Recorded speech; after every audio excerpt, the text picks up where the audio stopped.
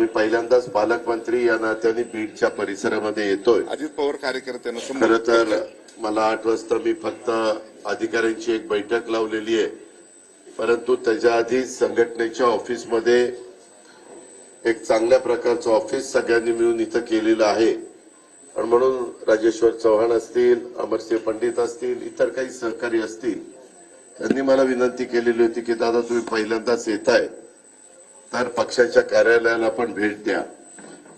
मला आज खूप माझा टाईट कार्यक्रम आहे, मला दुपारपर्यंत बीडमध्ये थांबायचं आणि दुपारनं पुन्हा पुण्याला जायचं आहे। पुण्याच्या डीपीसी पण घ्यायच्यात, कारण अधिवेशन केंद्र सरकारचं सुरू होतंय आणि खासदार लोकांना तिथं जावं लागतं। त्याच्या आत मला ह्या सगळ्या मीटिंग संपवायच्या होत्या आणि मी लवकरच राज्याच्या सगळ्या डीपीसीची मीटिंग त्या जिल्ह्याला उद्याच्या अर्थसंकल्पामध्ये साधारण किती निधी द्यायचा, काय द्यायचा, त्याबद्दलचं बरंच काही काम करावं लागतं आणि म्हणून थोडंसं ह्या सगळ्या कामाच्या मध्ये मी सध्या आहे।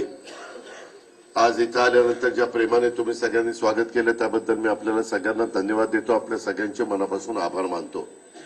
कालच्या लोकसभेच्या निवडणुकीच्या विधानसभेच्या निवडणुकीच्या निमित्तानं 6 विधानसभा मतदारसंघात खरं 6च्या 6 जागा महायुतीच्या येणं गरजेचं होतं, तशा पद्धतीची परिस्थिती पण होती, परंतु दुर्दैवाने बीड शहरातली जागा काउंटिंगला सुरुवातीला अनेक वेळ आपली पुढे असताना नंतर मागे पडली आणि डॉक्टर योगेश तिथं पराभूत झाले।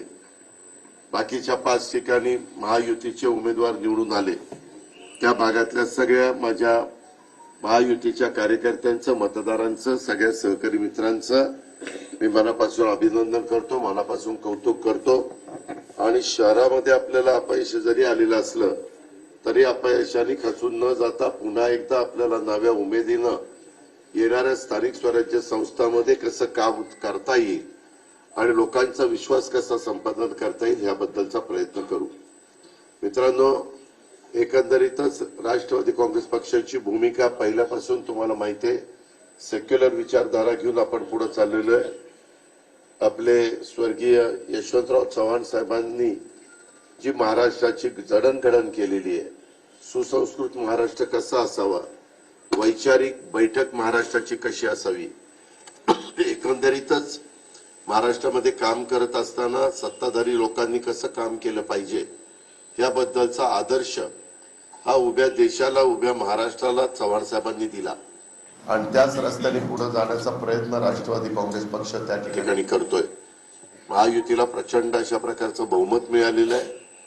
5 वर्ष आपल्या हातामध्ये, आपल्याला कामं चांगल्या प्रकारे करायची।